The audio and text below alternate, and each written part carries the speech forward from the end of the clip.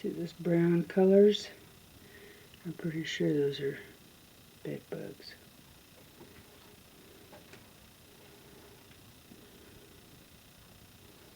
I don't know what that is there on the edge. And one right there. Okay, so the first thing that I'm going to do, I might save those specimens and look at them later on under the microscope. But I have to treat everything here as a contaminant. Okay? You just don't know these things, you can't see them. So it is said that these guys act like ants and that they leave some kind of trail. Like ants when they find food. So there might be invisible trails on these skirts. So you may want to not throw these skirts away. Please wear gloves and bag them to and from wherever you're taking them, okay? Just treat this really carefully, you know, because if you touch it with your hands, you know, if there's an egg or something, they might be able to touch it. But when you're gloved up, which is good, you know, they can't, okay? So just treat these things as, you know, with respect. Now, I spilled some here, and I don't know what I'm going to do about that. But that's, I'm not going to worry about it. I am going to worry about that. That'll come in a later video. Hopefully if we can film that. Okay? So, put in new skirts if you want, but it might be a better idea not to put new skirts. That's the skirts are the paper towels that go around the trap. Because there might be some kind of invisible scent that the females or the males make. Alright, there. Okay, now this is an old trap from last week.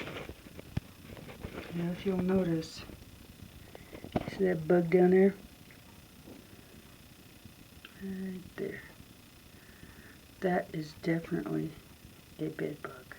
Okay? And see, he's real empty, he hasn't eaten. Try and get this to focus.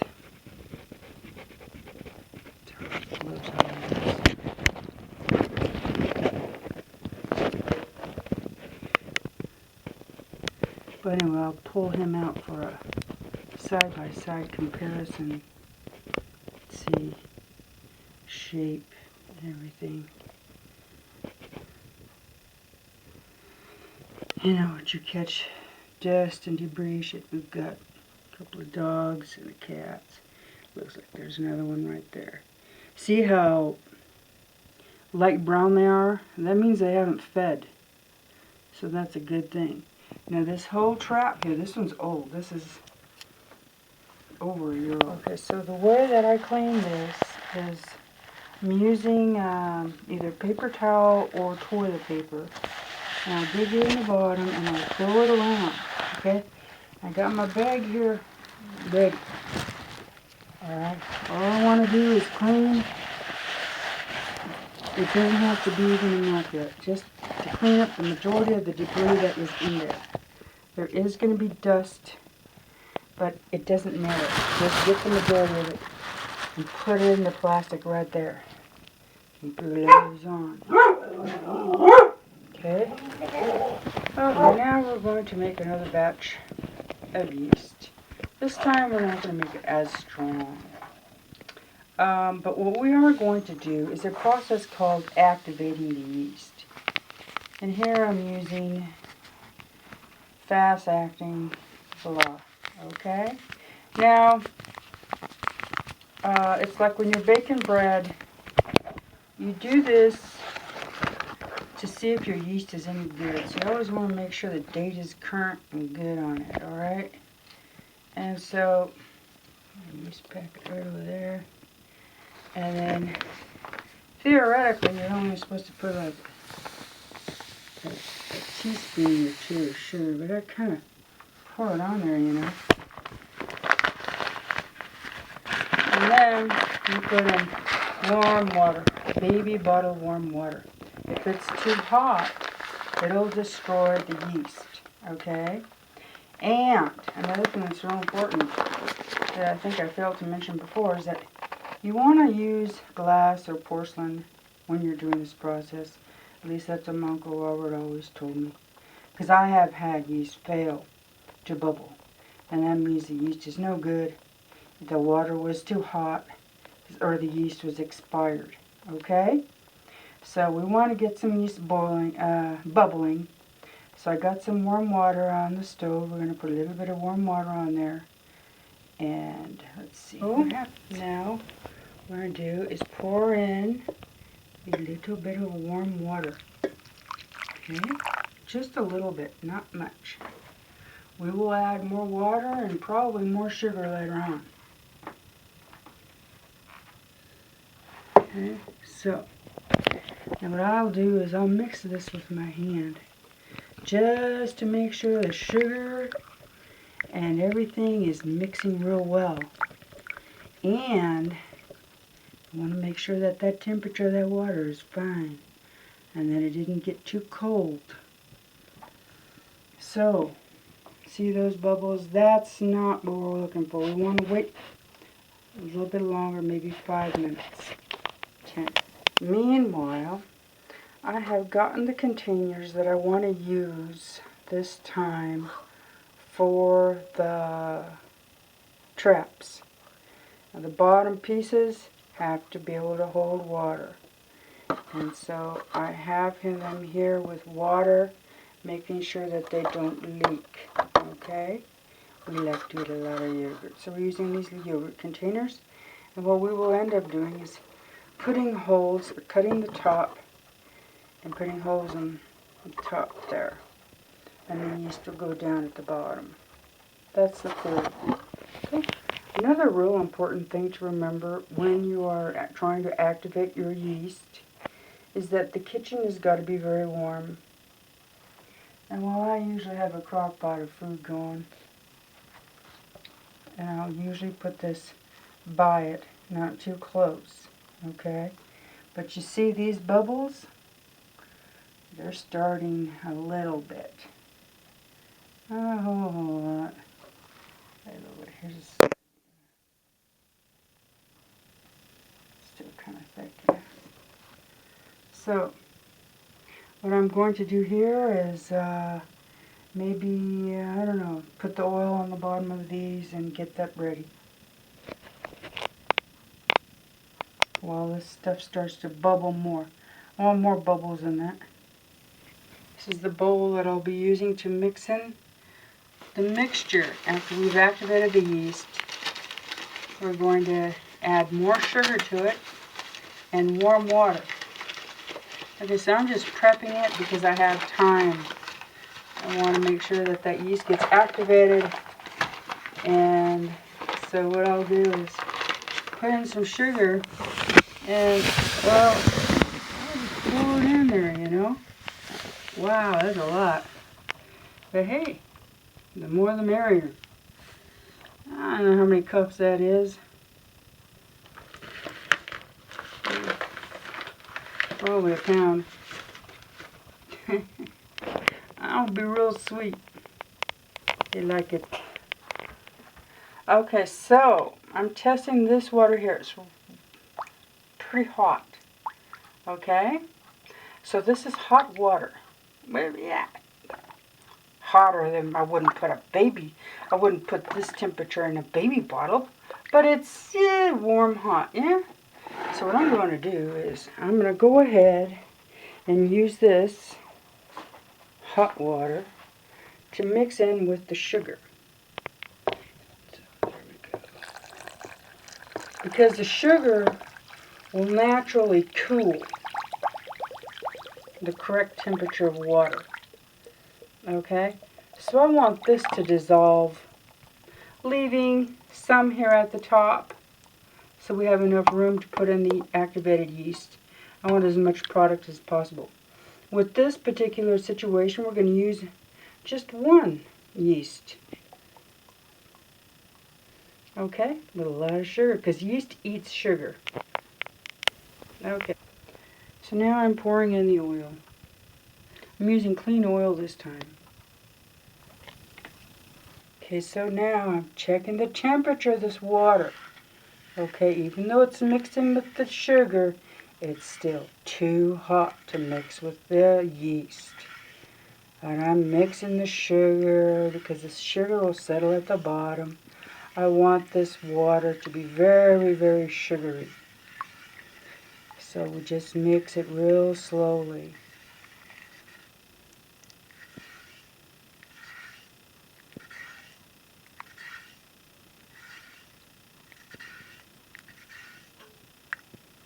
Okay.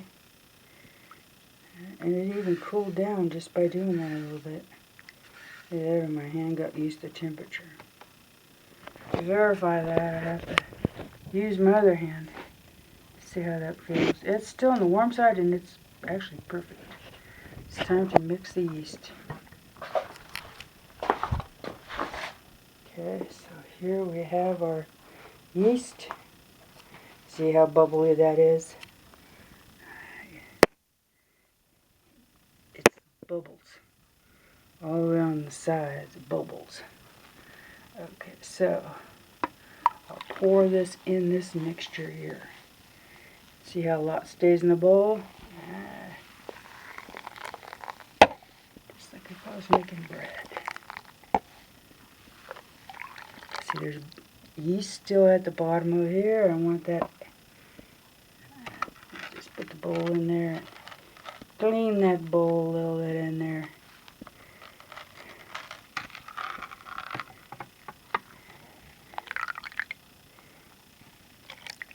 So that you're not wasting anything as much as possible. Okay? Especially for poor people. These yeast is not exactly cheap. So this is making one yeast packet for more than one trap. Okay.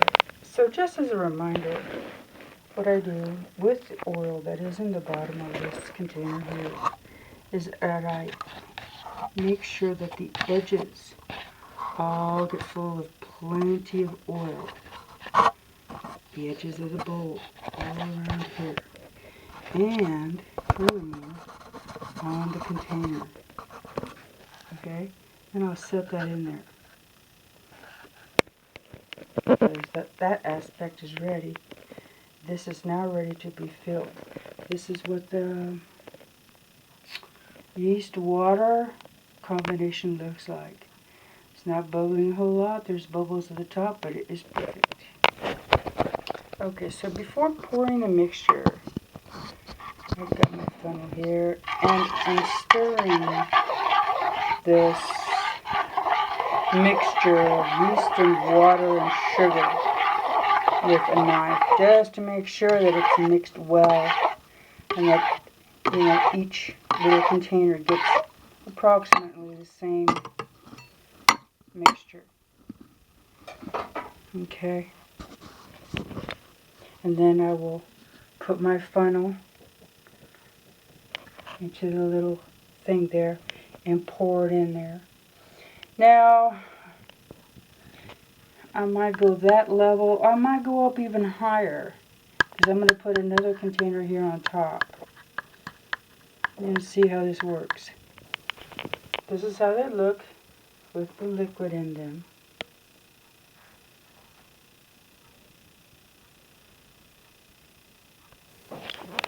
Punching a hole in the bottom of these container is very simple. You just put your knife like that, press down, and twist. Okay?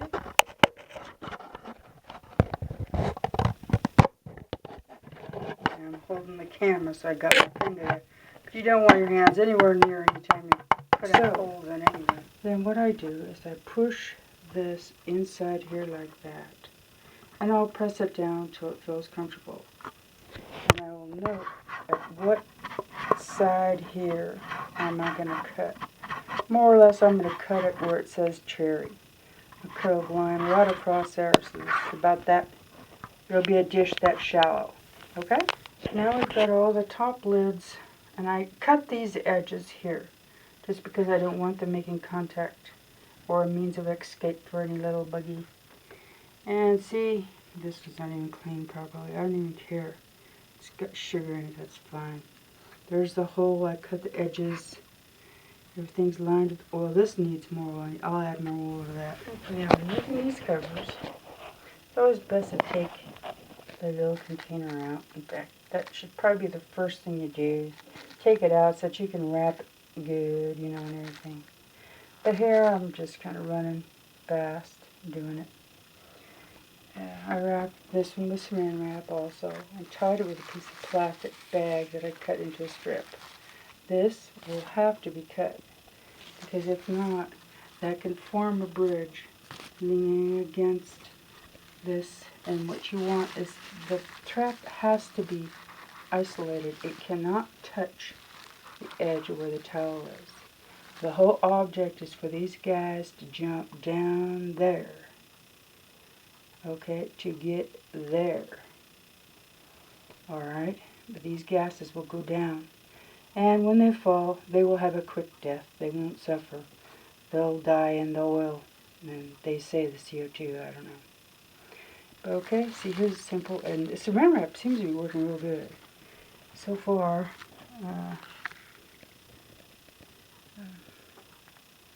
just double check everything before, because you don't want to make any exits. Let's see, there's something right there.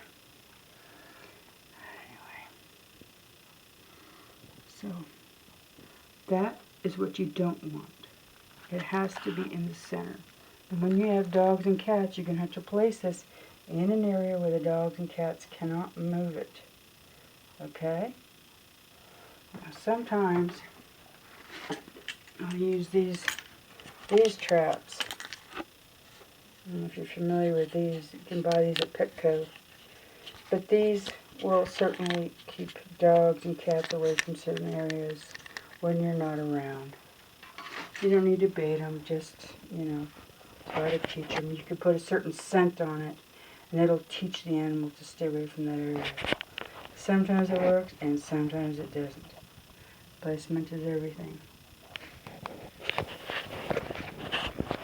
Demonstration purposes, I'm just showing you. You put the saran wrap around this particular container, okay? You want it relatively kind of tight at the bottom. Alright, you want it to stick to the edges. Alright, and if you have to use the scissors to cut excess saran wrap, then do that. Okay? Now that I've put it together here, see this? I'll go by and I'll trim that with my scissors. Okay? So that it's as thin as possible so there's no contact with the sides of the trap. Okay, so now they all have their covers on them. Okay? So now, the most important thing here is the placement of where you put these guys. Okay, now this is cleanup. Now we've got stuff in here that's from the old traps that will have to be thrown in the trash. This is triple bagged. Okay? Now, all this plastic sheet that I put on here looks like there's nothing there and it's pretty much harmless, maybe a little bit of oil, whatever. You really don't want to take any chances with this. So the best thing to do is spray it with alcohol. 91 grain. Spray it and let it sit. All utensils, everything you use. And also in between, you know, like you saw when I was working without gloves, in between time I was washing my hands, dipping them in water with oil in them. So it's a good idea to do this, to be on the safe side, you know, and spray this floor too, you know. Just remember that alcohol is very flammable. You want to keep away from open flames. Okay, now here is a picture of a recliner. And it's covered only with plastic. Okay, plastic sheet. Okay, so this is the floor and 3 extra large garbage bags that are white. This is the bottom of the recliner. Okay, plenty of DE there, but you know, you have to be careful as they don't clog vacuum cleaners. But anyway, I'm going to put this plastic in. See what happens. Okay, so now just put a couple of blankets on top of there, and should be just fine. Making sure it doesn't touch anything during an infestation. Even this area right here is extremely critical. You've got to cover this with plastic. Spray remote controls, bugs live in there. But I'll line everything with plastic. Okay? But there's your general idea. That's how you encase. Well, you don't encase it. You drape it over, and you perfect place to put those traps. On this chair, the clearance is too small, but we can put traps here in the back. See, the birds get hungry when you come out from here, and they get to put one right on the plastic.